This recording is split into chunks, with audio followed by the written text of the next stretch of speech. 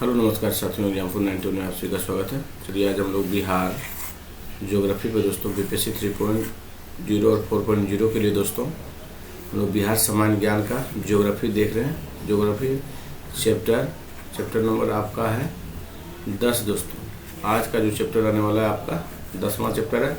जो भाई बहन फर्स्ट से 9 चैप्टर तक नहीं देखे जाइए प्ले लिस्ट पे, वो सब वीडियो पहले देखिए।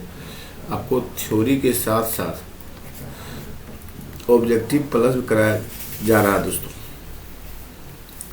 पहले थ्योरी, उसके बाद आपको उसी वीडियो में 50 से प्लस ऑब्जेक्टिव भी हर एक चैप्टर का कराया जा रहा है। आप लोग इस बिहार ज्योग्राफी मतलब इस वीडियो को देख लेने के बाद आपको बिहार से कोई भी रिलेटिव वीडियो नहीं देखना पड़ेगा। आपका इसी वीडियो से पूरा कंप्लीट हो जाएगा दोस्तों बिहार क्योंकि बीपीएससी में बिहार से दोस्तों जीके जीएस में 8 क्वेश्चन और 8 क्वेश्चन में 4 क्वेश्चन पूछा गया था और आपका 40 जो ऑप्शनल था उसमें आपका 10 क्वेश्चन पूछा गया। मतलब 10 से 15 क्वेश्चन के बीच आपका बिहार ज्योग्राफी डाला जा रहा है दोस्तों। बीपीएससी 3.0 और 4.0 में भी डाला जाएगा दोस्तों, क्योंकि अभी री एग्जाम होने वाला है। इसलिए आप लोग इस वीडियो को जरूर से जरूर 1 से 2 बार 3 बार देखिए और समझिए, और जहाँ दिक्कत हो कमेंट करके भी बताइए कि यहाँ पे सर आपका दिक्कत है, वहाँ हम अपना सुधार भी करेंगे दोस्तों। चलिए हम लोग आगे बढ़ते हैं। अब वीडियो अच्छा लगे चैनल को लाइक, सबसे पहले वीडियो देखते हैं लाइक जरूर से जरूर कीजिए,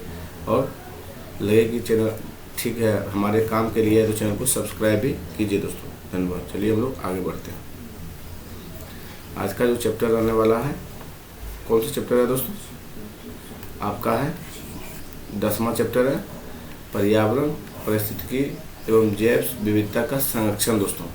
इस चैप्टर से आपका 2 क्वेश्चन गारंटेड है कि पूछेगा ही पूछेगा दोस्तों। किसी भी एग्जाम में बैठेगा 2 क्वेश्चन आपका पूछेगा पर्यावरण पारिस्थितिकी और जैव विविधता संरक्षण से दोस्तों, इसलिए इसको ध्यान से पढ़ना है। चलिए हम लोग थोड़ा जूम करते हैं।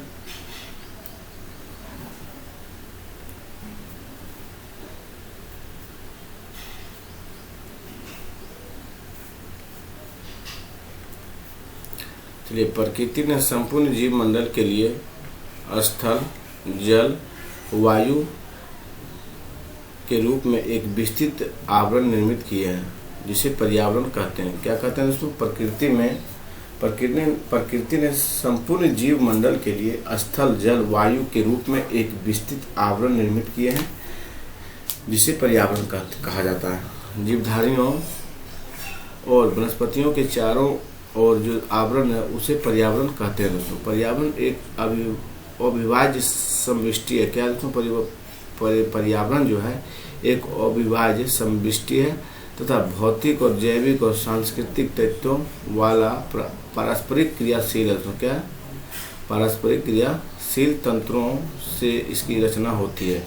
ये तंत्र अलग अलग तथा समूह रूप से विभिन्न रूपों में परस्पर संबंध होते हैं। पर्यावरण भौतिकी एवं जैविक संकल्पना है दोस्तों, अतः इसमें पृथ्वी के और जीवित तथा जीवित संगठनों को सम्मिलित किया जाता है। पर्यावरण के संतुलन के लिए प्रकृति ने कुछ नियम भी निर्धारित किए, किंतु मानव जाति ने अपनी स्वार्थ सुविधा के लिए निरंतर पर्यावरण के नियमों का उल्लंघन करता आया है।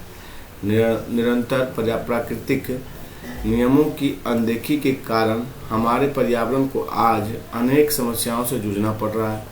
वायु प्रदूषण, पहला नंबर वायु प्रदूषण, फिर दूसरा जल प्रदूषण, भूमि प्रदूषण, ध्वनि प्रदूषण आदि ने सम्मिलित रूप से संपूर्ण प्राकृतिक वातावरण को प्रदूषित कर दिया है। इसका परिणाम यह हुआ कि प्रकृति प्रदत्त जीवनदायिनी वायु, भूमि और जल आज जीवन घातक बन गया है दोस्तों। प्राकृतिक आपदाओं से नुकसान की आशंका भी बढ़ी है दोस्तों। प्राकृतिक आपदाओं से नुकसान की आशंका भी बढ़ी है। प्राकृतिक पर्यावरण पर मनुष्य के प्रभावों को 2 प्रमुख वर्गों में विभाजित किया गया है। पहला देखिए प्रत्यक्ष, दूसरा अप्रत्यक्ष। बिहार प्राकृतिक आपदाओं के लिहाज से अत्यंत सुरक्षित है, जिसमें उत्तर बिहार अत्यंत बाढ़ प्रवण है दोस्तों। जिसमें उत्तर बिहार जो है बाढ़ प्रवण है और दक्षिण बिहार अत्यंत सूखाग्रस्त है दोस्तों। राज्य स्तरीय जलवायु परिदृश्यों प्रतिदर्शों और सुविधता संबंधी अध्ययन की अनुपस्थिति तथा समुदाय की निम्न जागरूकता की स्थिति में बिहार जलवायु परिवर्तन और उसके प्रभावों के लिहाज से अधिक सुरक्षित है। हमारा अस्तित्व प्राकृतिक पर्यावरण पर ही निर्भर है दोस्तों। चलिए हम लोग देखते हैं आगे परिस्थितिकी व पर्यावरण दोस्तों। थोड़ा हम लोग इसे जूम करते हैं।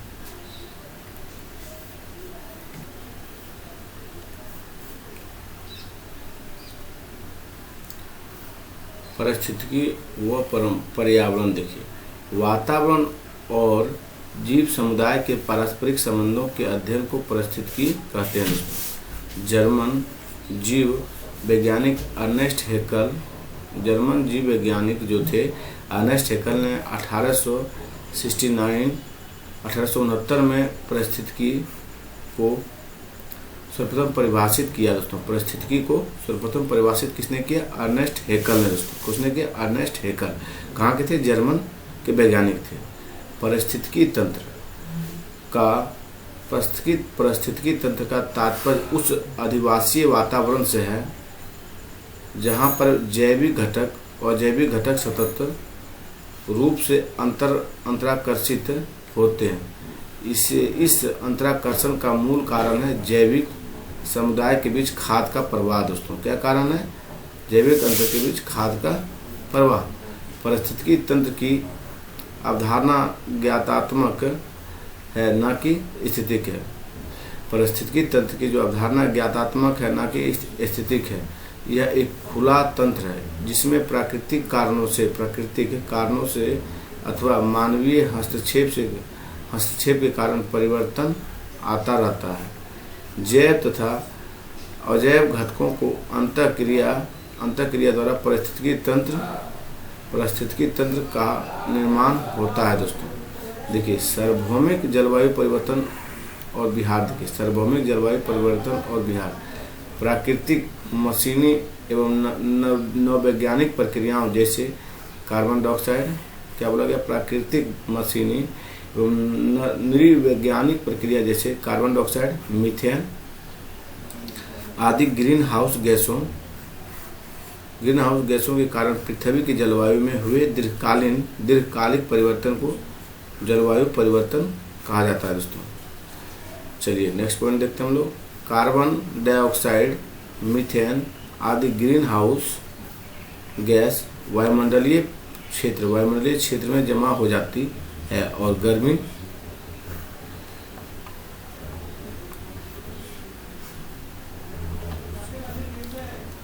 गर्मी को वातावरण में ही रोके रहती है। गर्मी को जो है वातावरण में रोके रहती है, जिससे ग्लोबल वार्मिंग होता है और जलवायु में परिवर्तन होता है।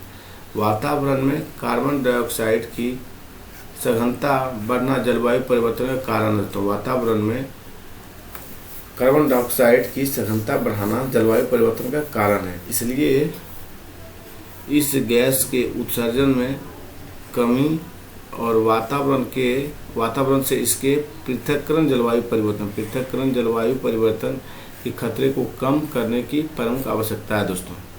वैश्विक जलवायु परिवर्तन। देखिए वैश्विक जलवायु परिवर्तन का असर बिहार राज्य पर भी देखी जा रही है। भौगोलिक परिस्थितियों के अनुसार बिहार को 2 भागों में विभक्त किया गया है। पहले उत्तर का मैदान दोस्तों और दक्षिण का मैदान। देखिए तापमान में निरंतर वृद्धि होने के कारण हिमालय पर्वत की बर्फ पिघलती जा रही है, जिससे उत्तरी बिहार में बाढ़ का प्रकोप होगा तथा दक्षिण बिहार में सूखा पड़ेगा, क्योंकि तापमान वृद्धि से छोटा नागपुर पठार का जल सूखता जा रहा है। इसलिए वहां से आने वाली नदियों में पानी का भारी अभाव हो जाएगा। जलवायु परिवर्तन बिहार के लिए बड़ी आपदा बन सकती है दोस्तों। नेक्स्ट देखिए बिहार में तापमान की बढ़ोतरी वैश्विक जलवायु परिवर्तन के कारण ही हो रहे हैं। तापमान की बढ़ोतरी से फसलों में कमी आएगी।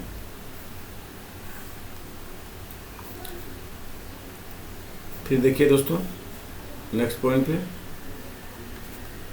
बिहार मानसूनी वर्षा पर निर्भर करता है। वैश्विक जलवायु परिवर्तन मौसम चक्र में असर डालता जा रहा है, जिससे बिहार का बुरा असर पड़ेगा।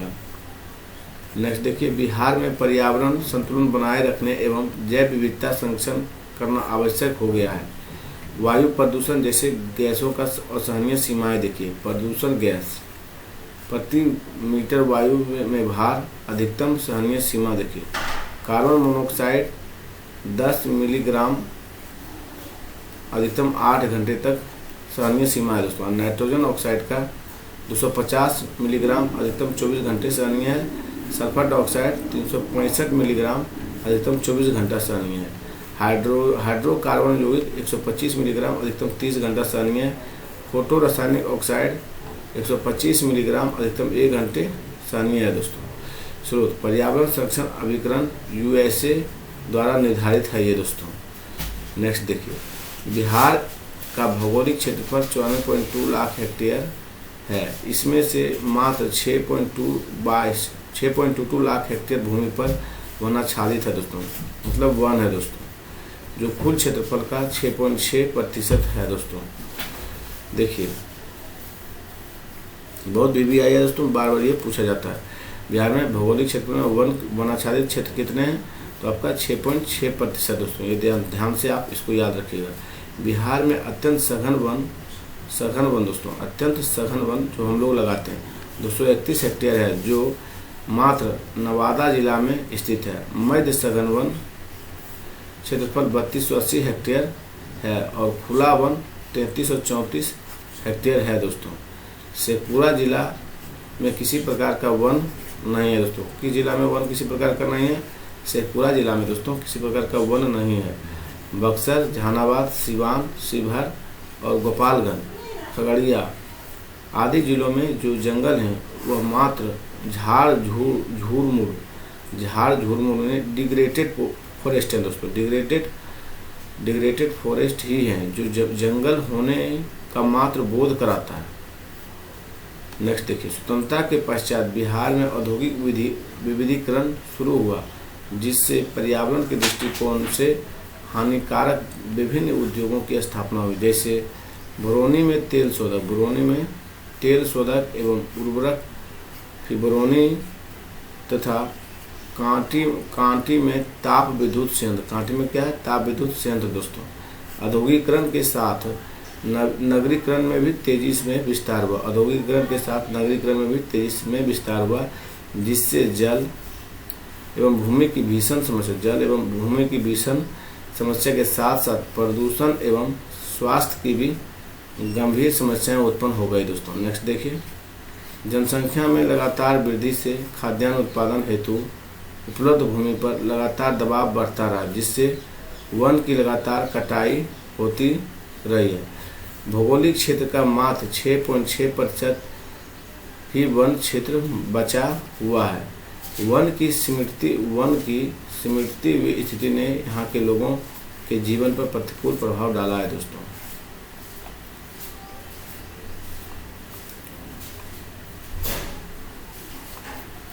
वन एवं जल जमाव।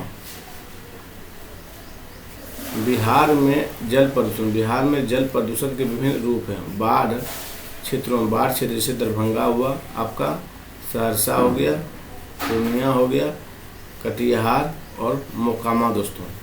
बिहार में जल प्रदूषण विभिन्न रूप है। बाढ़ क्षेत्रों दरभंगा जैसे हो गया, सहरसा, पूर्णिया, कटिहार, मोकामा आदि जिलों में जल जमाव की गंभीर समस्या है, जिसमें इन क्षेत्रों में कुछ चुनी हुई फसलें की उपज तथा कुछ खास समय में ही कृषि कार्य संभव है और नियोजित रूप से जलमार्गों पर बांध और नहरों के निर्माण से भी जल जमाव को प्रोत्साहन मिली है दोस्तों। उत्तरी बिहार में बाढ़ के लिए उत्तरदायी नेपाल के तराई क्षेत्रों में जल प्रबंधन की समस्या है। बहुउद्देशीय परियोजनाओं के विस्तार से जल प्रबंधन की समस्या का निदान भले ही ना हुआ हो, परंतु पर्यावरण समस्या अवश्य उत्पन्न हो गई है। नेक्स्ट देखिए, पर्यावरण की दृष्टि से बाढ़ से उत्पन्न अतिरिक्त जल जमाव की समस्या अधिक गंभीर है। स्वतंत्रता के बाद बाढ़ नियंत्रण के अंतर्गत तटबंध निर्माण को प्राथमिकता दी गई है। बिहार में तटबंध की लंबाई 7,997.90 किलोमीटर है दोस्तों।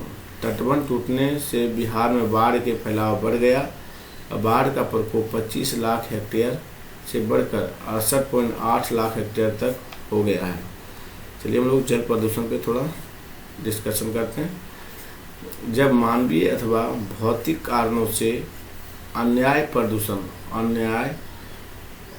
प्रदूषण जल में सम्मिश्रित होता है, तब उसकी प्राकृतिक मौलिकता समाप्त हो जाती है।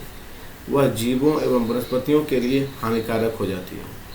जल की यह व्यवस्था जल प्रदूषण कहलाती है। जल की यह प्रदूषण क्या कहलाती है?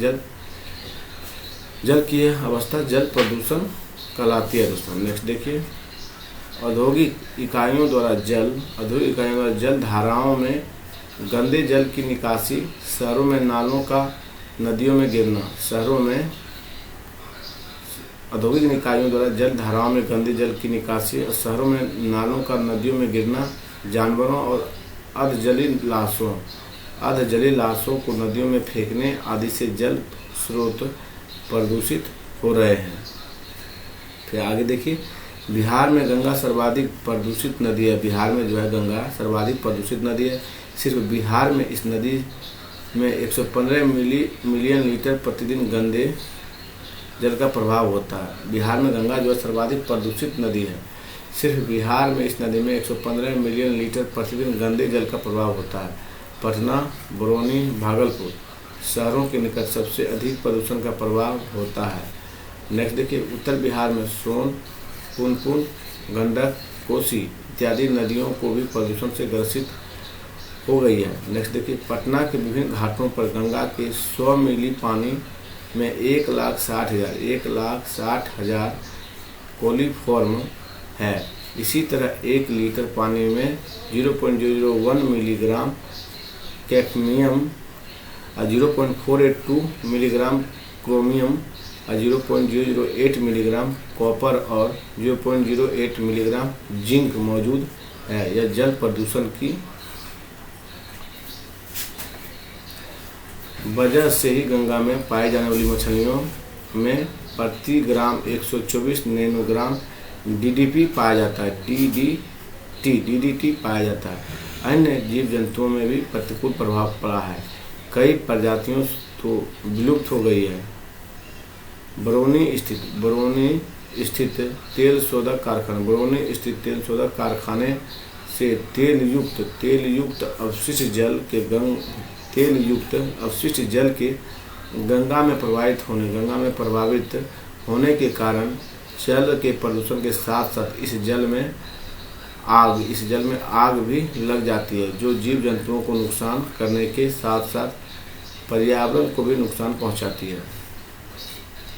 नेक्स्ट पॉइंट देखिए साथियों, गंगा बिहार की जीवनदायिनी नदी है। गंगा जो है बिहार की जीवनदायिनी नदी है, लेकिन निरंतर बढ़ते प्रदूषण, औद्योगिक कचरे के विसर्जन ने इस विश्व की प्रदूषित नदियों की कतार में खड़ा कर दिया। गंगा किनारे बसे गांवों के लोग प्रदूषित पानी पीने के कारण पित्ताशय के कैंसर से पीड़ित हो रहे हैं। गंगा के तटीय इलाकों में भूजल में कैडमियम, क्रोमियम और सीसा जैसे हानिकारक तत्व, भूजल में क्या निकल रहा है? कैडमियम दोस्तों, और क्रोमियम और सीसा जैसे हानिकारक तत्व अधिक मात्रा में पाए जाते हैं। इसकी मुख्य वजह गंगा में बढ़ता हुआ प्रदूषण। गंगा के प्रदूषण को दूर करने के लिए नमामि गंगे कार्यक्रम शुरुआत की गई है। गंगा के प्रदूषण को कम करने के लिए गंगा एक्शन प्लान की भी शुरुआत की गई। साथ में वायु प्रदूषण देखिए, पृथ्वी को चारों ओर से घेरे हुए वायु के विस्तृत फैलाव को वायुमंडल कहते हैं। वायुमंडल कई गैसों का मिश्रण है। इसके अतिरिक्त जलवाष्प तथा धूल कण भी उपस्थित हैं। जीवित रहने के लिए शुद्ध वस्तु की आवश्यकता होती है। शुद्ध वायु की आवश्यकता होती है जीवित रहने के लिए दोस्तों।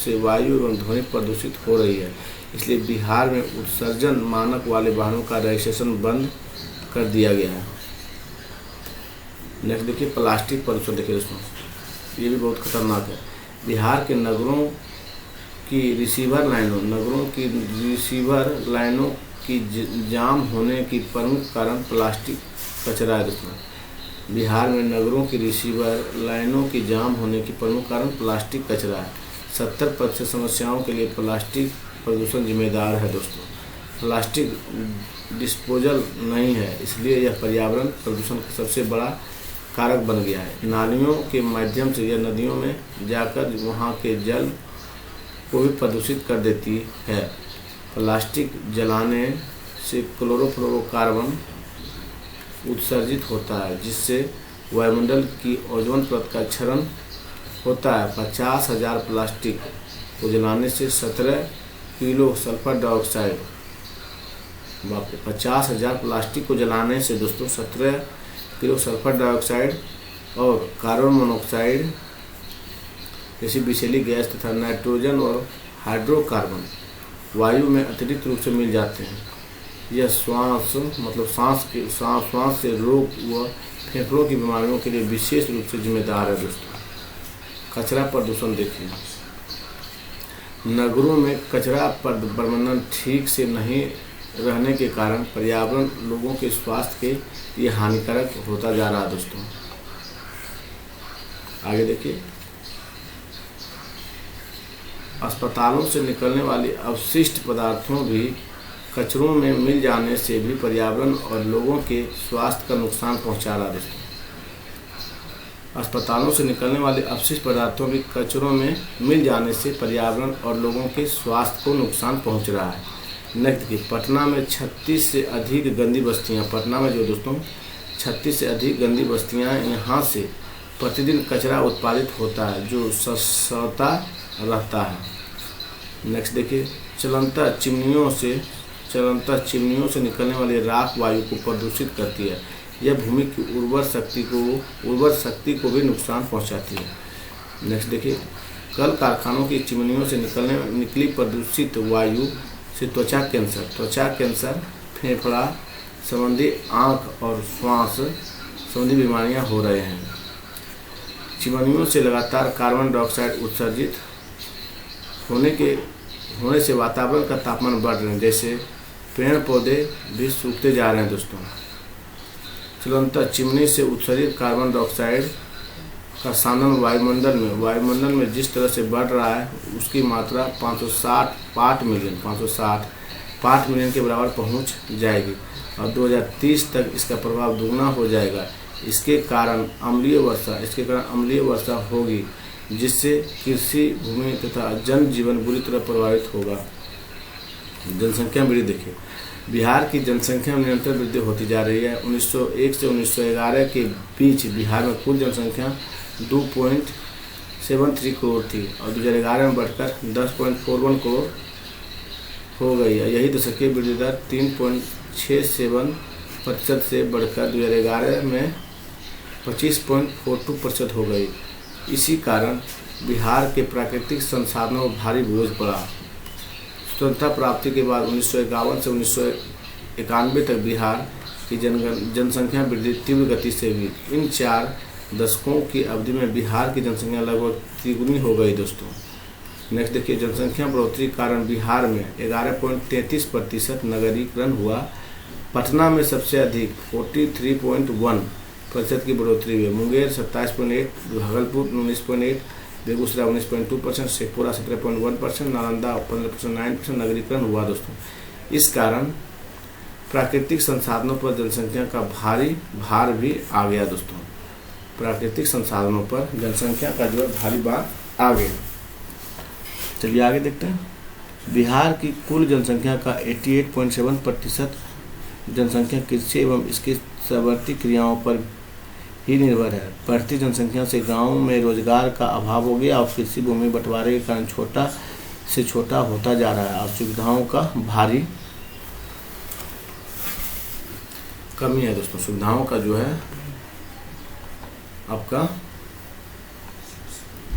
अभाव हो गया। इन सब कारणों से पर्यावरण को भी काफ़ी नुकसान हो रहा है।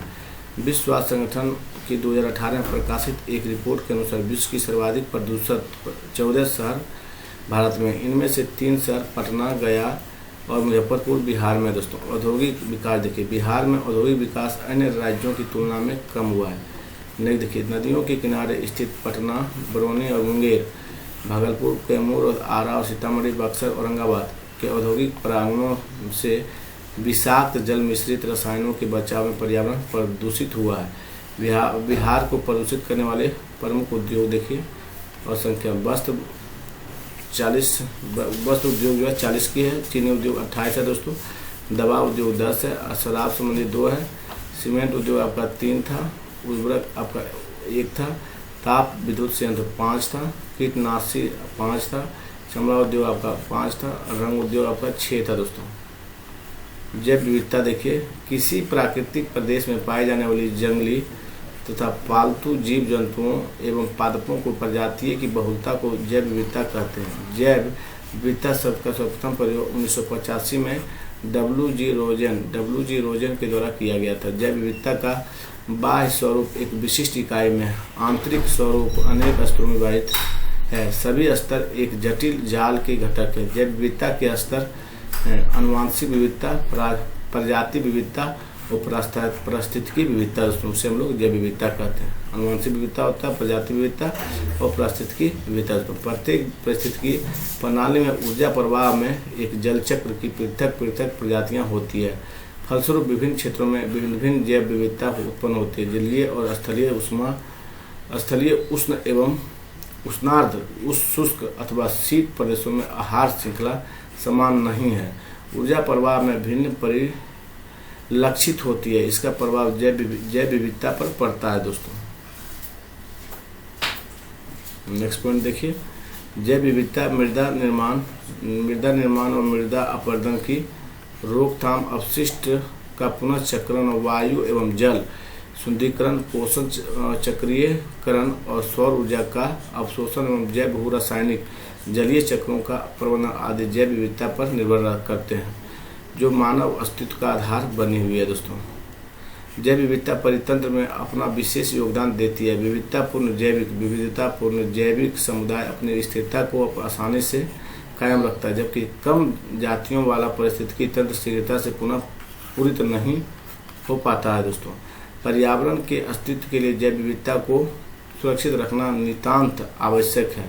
किसी एक जाति के नष्ट हो जाने से संपूर्ण पारिस्थितिकी तंत्र विक्षुब्ध हो जाता है। वर्तमान में प्रतिवर्ष जीवों की जातियों एवं उपजातियां विलुप्त हो रही है। इससे पारिस्थितिकी तंत्र पर बुरा असर पड़ रहा है। पर्यावरण असंतुलन का एक प्रमुख कारण भी है और मानव की विकासशील प्रवृत्ति और प्राकृतिक वास पर संकट उत्पन्न हो रहा है। बिहार में जैव विविधता देखिए, हमारे पर्यावरण दैनिक जीवन के लिए आवश्यक अनेक प्रकार की वस्तुएं और सेवाएं हमें प्रदान करती है। इन प्राकृतिक संसाधनों में हवा, पानी, मिट्टी और खनिज है और साथ ही जलवायु और सौर ऊर्जा भी है। ये प्रकृति के अजैविक घटक हैं। ये जो है प्रकृति के कैसे क्या है दोस्तों, अजैविक घटक हैं। प्रकृति में जैविक घटकों में सूक्ष्म जीवाणुओं समेत पेड़ पौधे और जीव जंतु शामिल हैं। पेड़ पौधे और जीव जंतु ऐसी विभिन्न कायाओं और ऑर्गेनिज्म के समुदायों के रूप में ही रह सकते हैं, जो अपने आवास में घनिष्ठ संबंध रखते हैं और उन्हें विशेष अजैव दशाओं की आवश्यकता होती है, मसलन जंगल, घास के मैदान, पर्वत, नदियां आदि दोस्तों। देखिए, प्रकृति के अजैव पक्षों और विशिष्ट सजीव क्रियाओं में आपसी घात प्रतिघात से भी विभिन्न प्रकार के परितंत्रों का निर्माण होता है, परंतु विकास की अंधी दौड़ में मनुष्य जाति ने प्राकृतिक संतुलन को अत्यधिक नुकसान पहुंचाया है दोस्तों। बिहार में प्राकृतिक संरचना के दृष्टिकोण से विविधता वाला राज्य है। विश्व संरक्षण नियंत्रण केंद्र WCMC के अनुसार विश्व में 16 लाख जैविक जातियां हैं, जिसमें से लगभग 8% भारत में ही पाई जाती है। बिहार राज्य में सबसे अधिक जैविक विविधता है दोस्तों।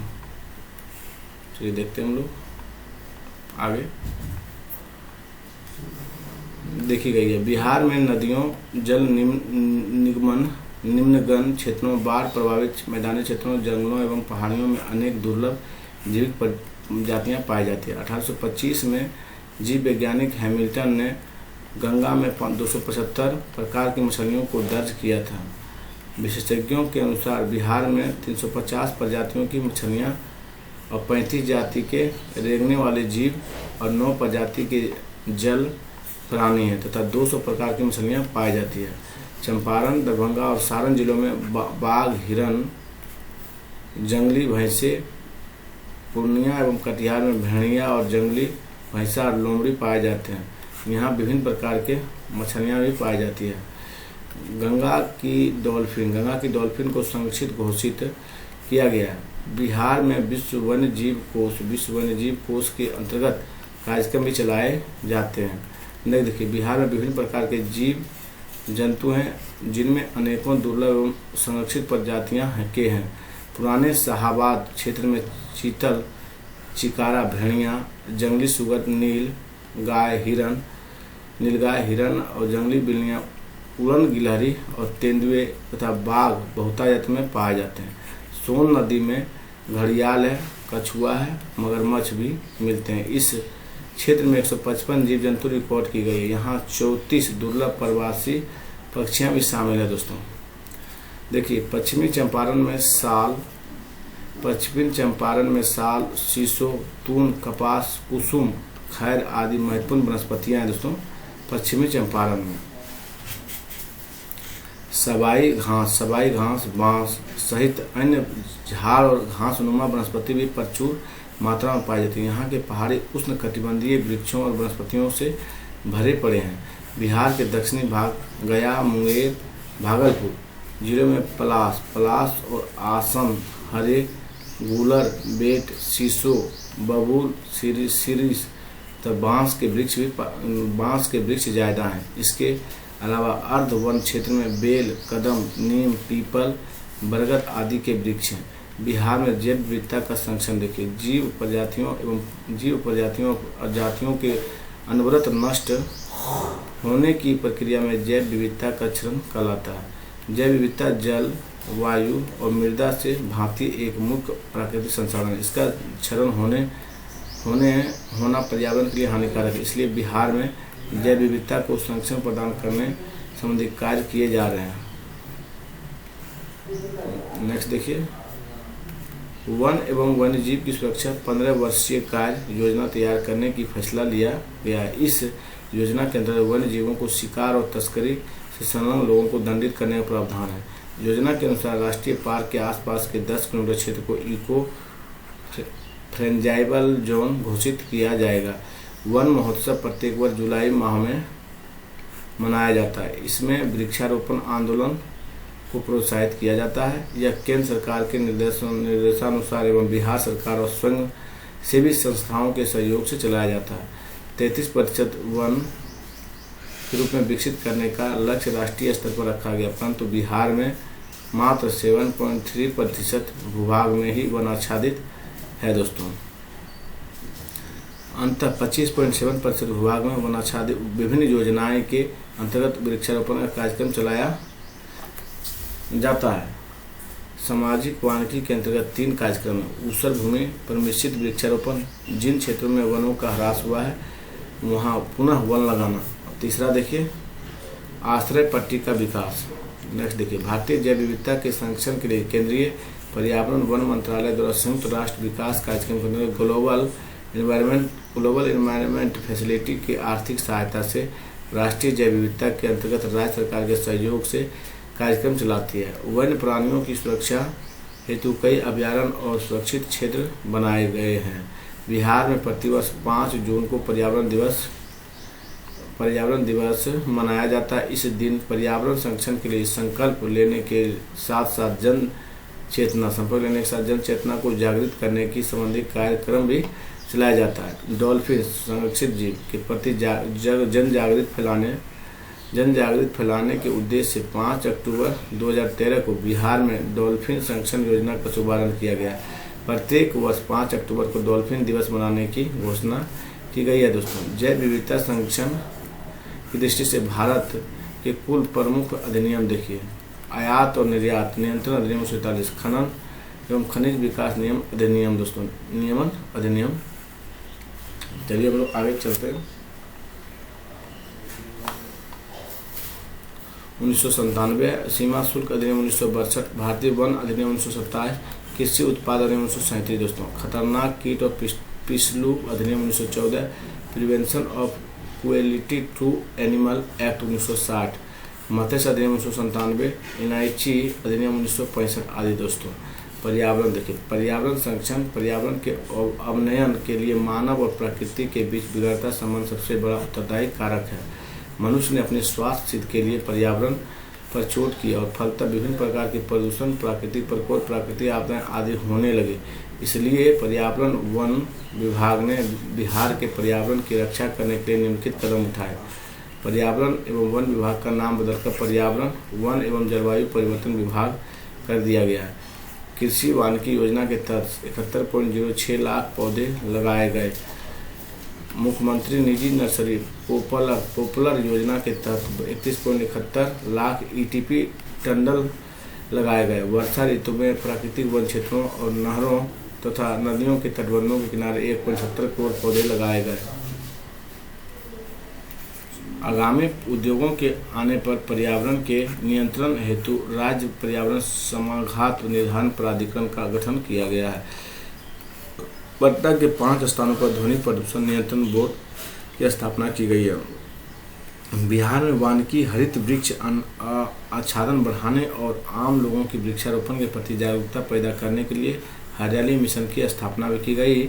जल और वायु प्रदूषण को नियंत्रित करने के उद्देश्य से राज्य स्तर पर कई कार्यक्रम का आयोजन और वन एवं पर्यावरण विभाग द्वारा किया गया। प्रदूषण निवारण और नियंत्रण के लिए कई अधिनियम बनाए गए हैं दोस्तों। बिहार में पर्यावरण संरक्षण के लिए भूमि संरक्षण देखिए,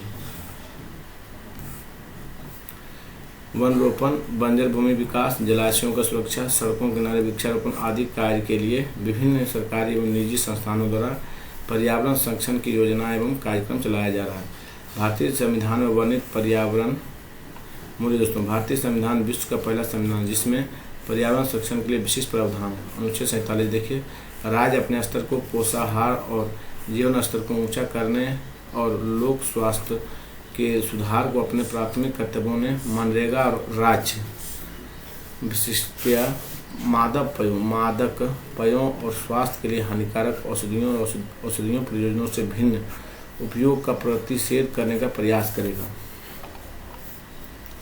अनुच्छेद 48 के राज्य पर्यावरण के संरक्षण और सुधार की दशा देश के वनों एवं वन्य जीवन की सुरक्षा का प्रयास करेगा। 51 के एजी देखिए, संविधान यह आशा करती है कि देश का हर नागरिक वनों और झीलों, नदियों और वन्य जीवन समेत प्राकृतिक पर्यावरण का संरक्षण और सुधार करेगा। जीवित प्राणियों के प्रति करुणा का दृष्टिकोण रखेगा। संविधान के अनुसूचित 7 संघ और राज्यों को पर्यावरण संरक्षण के लिए कानून बनाने की शक्ति प्रदान करते हैं। अपशिष्ट विधायी शक्तियाँ संसद के पास रहती है। बिहार की महत्वपूर्ण पर्यावरण भी देखिए, रविंद्र कुमार सिन्हा दोस्तों, बिहार के रविंद्र सिन्हा को डॉल्फिन के संरक्षण एवं सर्वे पर किए गए अथक प्रयास के चलते डॉल्फिन मैन ऑफ इंडिया की संज्ञा से अभिहित किया गया है। रविंद्र सिन्हा के अनुसार राष्ट्रीय जल जीवन डॉल्फिन स्तनधारी मछलियों की सर्वाधिक संख्या बिहार में पाई जाती है दोस्तों।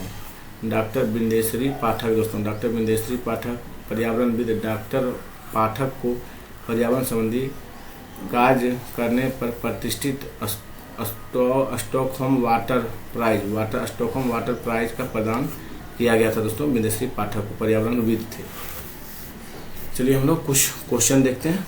50-50 क्वेश्चन को हम लोग डिस्कशन करते हैं इस पर। चलिए हम लोग फटाफट देख लेते हैं इसे दोस्तों। चलिए हम लोग क्वेश्चन नंबर 1 देखते हैं दोस्तों। क्वेश्चन नंबर 1 में बोला गया पारिस्थितिकी तंत्र शब्द का प्रयोग सर्वप्रथम किसने किया दोस्तों? पारिस्थितिकी तंत्र बोला गया, ये ध्यान रखिएगा। क्या बोला गया? पारिस्थितिकी तंत्र शब्द का प्रयोग सर्वप्रथम किसने किया? कौन किया दोस्तों? एजी टांसले किए थे। कब किए थे? तो आप लोग जानते हैं 1869 में किए थे दोस्तों। चलिए हम लोग आगे चलते हैं। क्वेश्चन नंबर 2 देखिए, पर्यावरण के मूल संगठकों में नहीं सम्मिलित किया जाता है दोस्तों। देखिए, पर्यावरण के मूल संगठकों में नहीं सम्मिलित किया जाता है। किसे नहीं किया जाता है आप लोग जल्दी से बताइएगा। देखिए, अजैविक को किया जाता है, जैविक को भी किया जाता है, ऊर्जा को भी किया जाता है, लेकिन स्थानिक को नहीं किया जाता दोस्तों। ये आपका गलत है दोस्तों, नहीं पूछा है तो आपका ये हो जाएगा। चलिए हम लोग नेक्स्ट क्वेश्चन की ओर बढ़ते हैं। क्वेश्चन नंबर 2 देखिए, 3 देखिए, पारिस्थितिकी तंत्र में होता है, क्या होता है पारिस्थितिकी तंत्र में दोस्तों? आपका खनिज, ऊर्जा और खनिज दोनों का लाभ होता है। ऊर्जा की हानि परंतु खनिज का लाभ होता है। ऊर्जा का लाभ परंतु खनिज की हानि होता है दोस्तों। आपका सी सही है दोस्तों। क्या होता है? ऊर्जा का तो लाभ होता है परंतु खनिज की हानि होती है दोस्तों। पारिस्थितिकी तंत्र में जो है ऊर्जा का तो लाभ होता है परंतु खनिज की हानि होती है। क्वेश्चन नंबर 4 देखिए, पारिस्थितिकी तंत्र से संबंधित कथनों पर विचार कीजिए। पारिस्थितिकी तंत्र शब्द का प्रयोग सर्वप्रथम एजी टांसले ने दिया था दोस्तों। कौन दिया था? एजी टांसले दोस्तों। जो जीव अपना भोजन स्वयं उत्पादित करते हैं उसे स्वपोषी कहते हैं दोस्तों। नेक्स्ट देखिए, फिर नेक्स्ट आपका क्या दिया गया? प्रकाश संश्लेषण की प्रक्रिया द्वारा उपभोक्ता अपने भोजन का उपयोग करते हैं। वियोजक और कार्बनिक पदार्थों को कार्बनिक पदार्थ में परिवर्तित करते हैं। तो दोस्तों आपका हो जाएगा 1 और 2 सही है दोस्तों। क्या सही है 1, 2? चलिए हम लोग पहले उसको देखते हैं फिर से दोस्तों। देखिए, बोला गया पारिस्थितिकी तंत्र शब्द का प्रयोग सर्वप्रथम एजी टांसले ने किया, ये आपका सही स्टेटमेंट है। और दूसरा देखिए, वे जीव अपना भोजन स्वयं उत्पादित करते उसे स्वपोषी कहते हैं।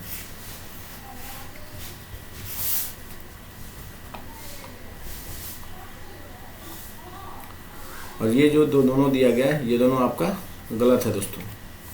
चलिए हम लोग क्वेश्चन नंबर 5 देखते हैं।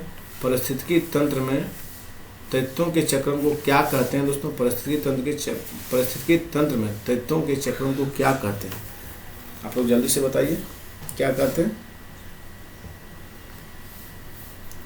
हम लोग कहते हैं दोस्तों रासायनिक चक्र, जैव भू रासायनिक चक्र और भूवैज्ञानिक चक्र। अब भू रासायनिक चक्र दोस्तों, तो कमेंट कीजिए आप लोग इसे क्या कहिएगा?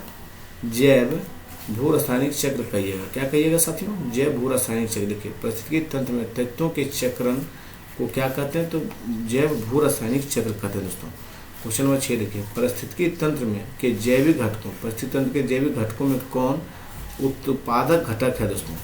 उत्पादक घटक जो है वो आपका कौन है दोस्तों? तो हरे पौधे हैं। उत्पादक घटक जो है कौन है?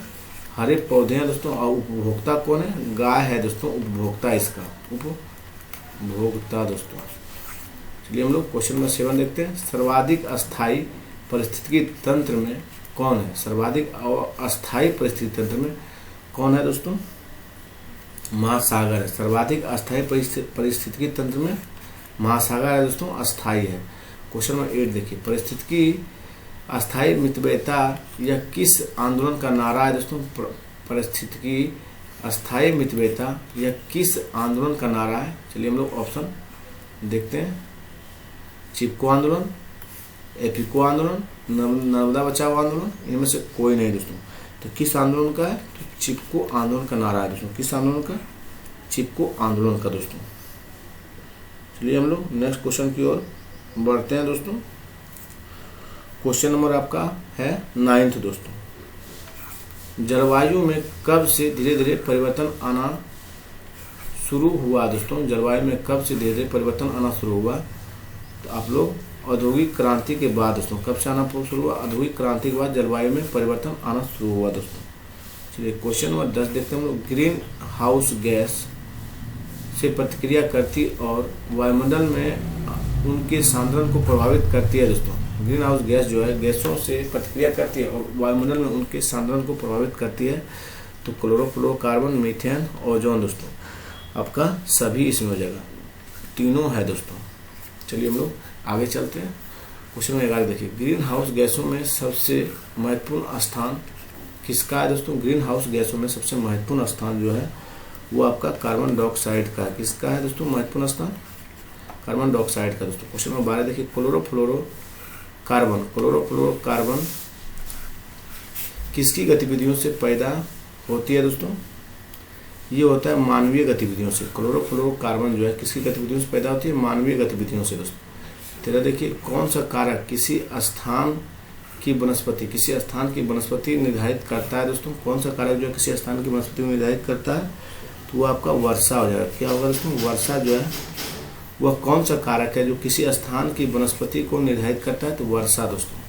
14 देखिए। अंटार्कटिका में बर्फ खत्म होने का अर्थ क्या हुआ दोस्तों? विश्व भर अंटार्कटिका में बर्फ अगर खत्म होगा तो उसका प्रभाव जो है दोस्तों विश्व भर तापमान बढ़ जाएगा और मौसम के चक्र में आकस्मिक बदलाव होगा। तो मौसम के चक्र में भी आकस्मिक बदलाव होंगे और विश्व को बाढ़ तथा सूखा का सामना करना पड़ेगा। विश्व को जो है बाढ़ और सूखा का सामना करना पड़ेगा दोस्तों। उपयुक्त सभी होगा। 15 देखिए। बिहार के कुल क्षेत्रफल में कितने प्रतिशत में वनाच्छादित है दोस्तों? तो वनाच्छादित पूछा है यहाँ पे, ये आप पकड़िएगा। तो आपका 6.6 है दोस्तों। कितना है? 6.6 दोस्तों वनाच्छादित है। नहीं दोस्तों आपका 7 कुछ होगा, 6.6 नहीं दिया गया। आपका कितना है? तो आप लोग 7.3 है आपका बिहार में वन आच्छादित प्रतिशत दोस्तों। कितना? 7.3 दोस्तों। 16 देखिए। बिहार के किस जिले में अत्यंत सघन वन स्थित है दोस्तों? अत्यंत सघन वन जो स्थित है बिहार के किस जिले में?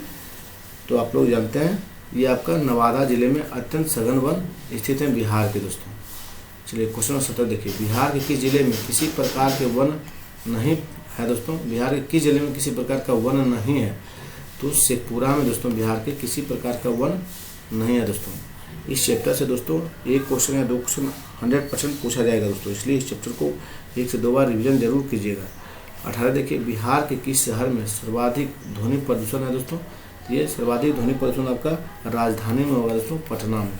चलिए क्वेश्चन नंबर हम लोग 19 चलते हैं। प्लास्टिक जलाने से किस जहरीले गैस का उत्सर्जन होता है जिससे ओजोन परत का क्षरण होता है दोस्तों? तो आप लोग जानते हैं क्लोरोफ्लोरोकार्बन होगा, फिर सल्फर डाइऑक्साइड का होगा और कार्बन मोनोऑक्साइड का, तीनों का होगा दोस्तों। क्या होगा? तीनों से ओजोन परत का क्षरण होगा दोस्तों। प्लास्टिक जलाइएगा तो तीनों निकलेगा उससे।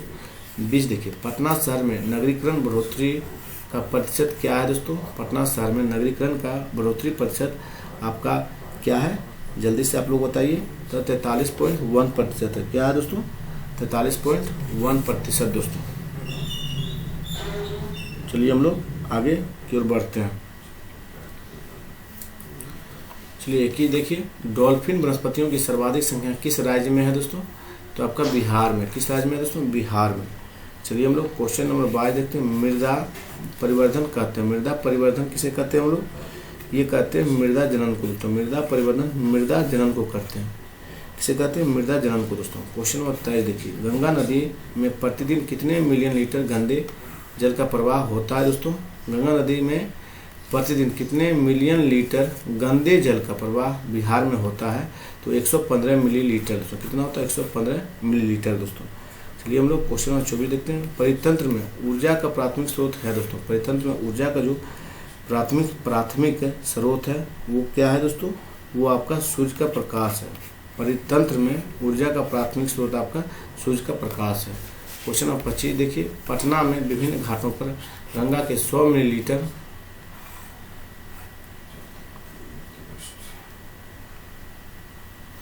पानी में कितना कोलिफॉर्म पाया जाता है दोस्तों?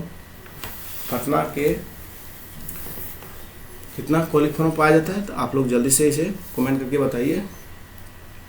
आपका पाया जाता है दोस्तों 1,60,000 दोस्तों। कितना पाया जाता है? 1,60,000 कोलिफॉर्म पाया जाता है दोस्तों। क्वेश्चन नंबर 26 देखिए, बिहार का कौन सा नदी सर्वाधिक प्रदूषित नदी है दोस्तों? बिहार का कौन सा नदी जो है सर्वाधिक प्रदूषित नदी है? तो ये आपका गंगा है दोस्तों। कौन सी नदी है? गंगा है दोस्तों। चलिए हम लोग आगे चलते हैं। क्वेश्चन नंबर 27 देखिए, पर्यावरण में अवांछनीय परिवर्तन करने में कौन सा संकट उत्पन्न होने लगा है दोस्तों? पर्यावरण में अवांछनीय परिवर्तन करने से कौन सा संकट उत्पन्न होने लगा है? तो आप लोग जल्दी से बताइए। पारिस्थितिकीय तंत्र होने लगा है दोस्तों। क्या होने लगा वो संकट उत्पन्न? पारिस्थितिकीय तंत्र दोस्तों। 28 देखिए, पौधे जंतुओं और सूक्ष्म जीवों के मध्य पारस्परिक संबंध आवश्यक होते हैं दोस्तों। ये क्या आवश्यक होते हैं? तो पौधे जंतुओं सूक्ष्म जीवों के मध्य पारस्परिक संबंध जो आवश्यक होते हैं प्राकृतिक आपदा के लिए, खाद्य श्रृंखला और खाद्य जाल के लिए, ऊर्जा प्रवाह, खनिज चक्र के लिए करीब तो सभी हो जाएगा। उत्तरी देखिए, वायुमंडल में कार्बन डाइऑक्साइड पाया जाता है। कितना पाया जाता है दोस्तों? तो 0.013%। तो वायुमंडल में कार्बन डाइऑक्साइड कितना पाया जाता है? 0.03% दोस्तों। कितना? 0.03% दोस्तों। चलिए हम लोग क्वेश्चन नंबर 30 देखते हैं। ओजोन गैस का सर्वाधिक संकेंद्रण किस मंडल में मिलता है? ओजोन गैस का सर्वाधिक संकेंद्रण किस मंडल में मिलता है साथियों? तो ये मिलता है आपका दोस्तों समताप मंडल में। किस में मिलता है? समताप मंडल में सर्वाधिक संकेंद्रण मिलता है दोस्तों। एक देखिए, गंगा नदी की तटीय क्षेत्रों के भूमिगत जल में कौन सी जानलेवा तत्व की सर्वाधिक पाई जाती है दोस्तों? गंगा नदी के तटीय क्षेत्रों में भूमिगत जल में कौन सी जानलेवा तत्व की सर्वाधिक पाया जाता है? तो आप लोग जानते हैं क्या पाया जाता है दोस्तों? जल्दी से आप लोग बताइए। आपका आर्सेनिक पाया जाता है। क्या पाया जाता है दोस्तों? आर्सेनिक। ये जानलेवा तत्व है दोस्तों। चलिए हम लोग आगे बढ़ते हैं। 32 देखते हैं। बिहार के आधे से अधिक जिलों में भूगर्भीय जल में किस तत्व की मात्रा अत्यधिक है दोस्तों? बिहार के आधे से अधिक जिलों में भूगर्भीय जल मतलब धरती से जो निकाला जाता है दोस्तों, किस तत्व की मात्रा अत्यधिक है? आप लोग जल्दी से कमेंट कीजिए। फ्लोराइड और आयरन की मात्रा अधिक है दोस्तों। किसकी मात्रा अधिक है? फ्लोराइड और आयरन की दोस्तों। चलिए हम लोग आगे बढ़ते हैं दोस्तों। क्वेश्चन नंबर 33 देखिए, किस तीव्रता की ध्वनि तरंग श्रवण शक्ति में ह्रास उत्पन्न करती है दोस्तों? चलिए देखते हैं।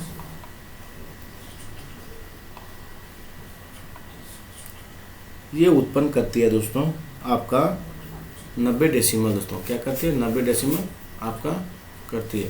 क्वेश्चन नंबर 34 देखिए, ध्वनि का वेग कितना होता है दोस्तों? ध्वनि का जो वेग होता है ये आपका हो जाएगा 332 मीटर प्रति सेकंड दोस्तों। ध्वनि का वेग कितना होगा? 332 मीटर प्रति सेकंड। 35 देखिए, आवासीय क्षेत्रों में स्वीकार्य नामक ध्वनि तीव्रता दिन में कितना होता है दोस्तों? आवासीय क्षेत्र में स्वीकार्य नामक ध्वनि तीव्रता दिन में कितना होता है? तो आप लोग जल्दी बताइएगा। 55 डेसिबल होता है दोस्तों। कितना होता है? ध्वनि दिन में जो आवासीय क्षेत्रों में ध्वनि स्वीकार का प्रतिशत कितना होता है तीव्रता का दोस्तों? 55 डेसिबल। चलिए क्वेश्चन नंबर 36 देखते हैं। गंगा नदी में प्रतिदिन कितने मिलियन लीटर गंदे जल का प्रवाह बिहार में होता है दोस्तों? तो 115 लीटर होता है। रिपीटेड क्वेश्चन है दोस्तों, 2 बार ये पूछा गया है।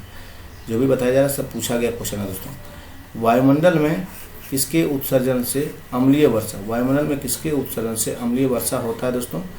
आप लोग जानते हैं नाइट्रोजन और सल्फर के उत्सर्जन से दोस्तों अम्लीय वर्षा होता है। किसका उत्सर्जन से दोस्तों? अम्लीय और नाइट्रोजन और सल्फर से दोस्तों। किसका? नाइट्रोजन और सल्फर से। चलिए हम लोग क्वेश्चन नंबर 38 देखते हैं। सबसे ज़्यादा प्रदूषण किससे होता है दोस्तों? सबसे ज़्यादा प्रदूषण पूछा गया किससे होता है? तो नाइट्रोजन, O2, CO2 दोस्तों। तो आपका सबसे ज़्यादा जो प्रदूषण होगा वो दोस्तों कार्बन डाइऑक्साइड से होगा, CO से दोस्तों, कार्बन मोनोऑक्साइड से दोस्तों। चलिए हम लोग 39 चलते हैं। वातावरण में सर्वाधिक प्रदूषण गैस है दोस्तों। वातावरण में जो सर्वाधिक प्रदूषक गैस है वो कौन सा गैस है दोस्तों? मीथेन है। कौन है वातावरण में सबसे सर्वाधिक प्रदूषक गैस? मीथेन दोस्तों। चलिए देखिए, घर में हानिकारक विकिरण का सबसे बड़ा स्रोत क्या है दोस्तों? घर में हानिकारक विकिरण का सबसे बड़ा स्रोत जो है वो आपका रंगीन टीवी है दोस्तों। घर में जो हानिकारक विकिरण का सबसे बड़ा स्रोत है रंगीन टीवी दोस्तों। क्वेश्चन नंबर 41 देखिए, भारत में जल प्रदूषण नियंत्रण कानून लागू हुआ दोस्तों। जल प्रदूषण नियंत्रण कानून भारत में कब लागू किया गया? तो आप लोग जल्दी से कमेंट कीजिएगा। आपका ये लागू किया गया 1974 में। जल प्रदूषण भारत में नियंत्रण दोस्तों कानून बना। भारत के किस राज्य में सबसे अधिक जैव विविधता पाई जाती है दोस्तों? किस राज्य में भारत में सबसे अधिक जैव विविधता पाई जाती है? तो आप लोग जानते होंगे। चलिए हम लोग आगे ऑप्शन देखते हैं। बिहार में दोस्तों। किस में पाए थे? बिहार में। चलिए हम लोग नेक्स्ट क्वेश्चन देखते हैं। 43 देखिए, भारत में प्रत्येक नागरिक का कर्तव्य होगा कि प्राकृतिक पर्यावरण संरक्षण सुधार। यह कथन भारतीय संविधान के किस अनुच्छेद से संदर्भित है दोस्तों? तो आप लोग जानते हैं अनुच्छेद 51 के ए से है दोस्तों। फिर से इसको रिपीट किया जाए। भारत के प्रत्येक नागरिक का कर्तव्य होगा कि प्राकृतिक पर्यावरण संरक्षण एवं सुधार। यह कथन भारतीय संविधान किस अनुच्छेद से लिया है? 51 के क का दोस्तों। 44 देखिए, केंद्रीय सरकार पर्यावरण विभाग का गठन किस वर्ष किया था दोस्तों? केंद्रीय सरकार जो है पर्यावरण विभाग का गठन किस वर्ष किया था? ये किया गया दोस्तों आपका 1980 में। कब किया गया था? 1980 में पर्यावरण विभाग का गठन किया गया था। चलिए 40-45 देखते हैं। बिहार में डॉल्फिन मछलियों का ह्रास होने का कारण क्या है दोस्तों? डॉल्फिन मछलियों का जो ह्रास होने का कारण है वो आपका साथियों संयोग से मछली पकड़ने के जालों में फंस जाना। संयोग से मछली पकड़ने के जालों में फंस जाना दोस्तों, यही कारण है। चलिए हम लोग आगे चलते हैं।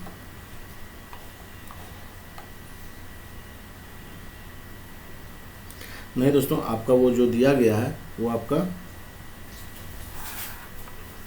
देखिए फिर से इसको, आपका नदियों और बांधों के बराजों का निर्माण इसका भी कारण है, और उर्वरक और अन्य कृषि रसायनों का उपयोग दोस्तों। ये 1, 3, 4 है दोस्तों, 2 सिर्फ नहीं है। चलिए हम लोग आगे चलते हैं। आपका 1, 3, 4 सही उत्तर है दोस्तों। क्वेश्चन नंबर 46 देखिए, विश्व के औसतन तापमान में कितना प्रतिशत औसत वृद्धि हुई दोस्तों? विश्व के औसत तापमान में कितना प्रतिशत औसत वृद्धि हुई है? जल्दी से आप लोग बताइएगा। इसमें दोस्तों लगभग 0.85% की वृद्धि है औसत तापमान में दोस्तों विश्व के। 47 देखिए, वह वर्ष जब ग्लोबल वार्मिंग से संबंधित बहुचर्चित ऐतिहासिक क्योटो प्रोटोकॉल समाप्त हो गया। ये कब हुआ दोस्तों? 2012 में। वह वर्ष जब ग्लोबल वार्मिंग से संबंधित बहुचर्चित ऐतिहासिक क्योटो प्रोटोकॉल समाप्त हुआ। वर्ष कौन सा? 2012 दोस्तों। बिहार के महत्वपूर्ण पर्यावरणविद कौन थे दोस्तों? रवि कुमार सिन्हा थे दोस्तों। कौन थे? रवि कुमार सिन्हा बिहार के महत्वपूर्ण पर्यावरणविद थे दोस्तों। चलिए हम लोग वीडियो को यहीं स्टॉप करते हैं दोस्तों। धन्यवाद। वीडियो अच्छा लगे चैनल को जरूर सब्सक्राइब कीजिएगा, अपने साथियों में भी शेयर भी कीजिएगा दोस्तों।